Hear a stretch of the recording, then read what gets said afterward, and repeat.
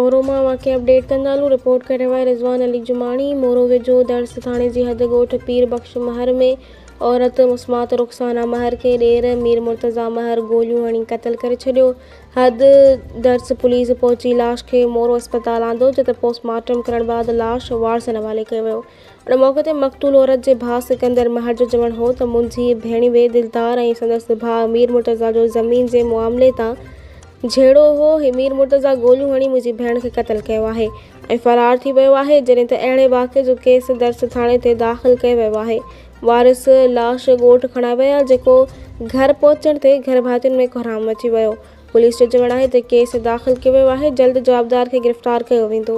मोरो वेझो क़ौमी शाहराह ते ॾेरनि वटि तेज़ रफ़्तार ट्रॉलर जो रिक्शा खे टक्कर। औरतुनि मर्दनि समेत मासूम ॿार समेत 10 ॼणा ज़ख़्मी थी पिया आहिनि।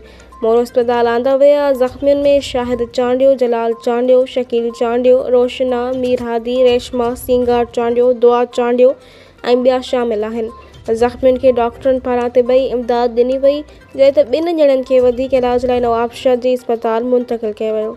ज़ख़्मियुनि जो चवणु हो त असां धेरनि खां रिक्शा ते ॻोठ हूद ख़ान चांडियो पिया वञूं। तेज़ रफ़्तार ट्रॉलर जो टक्कर थियो आहे, जॾहिं त अहिड़े इतलाउ ते ज़ख़्मियुनि जा वारिस अस्पताल पहुता ऐं तिबई इमदाद मिलण बाद घर रवानो कयो वियो।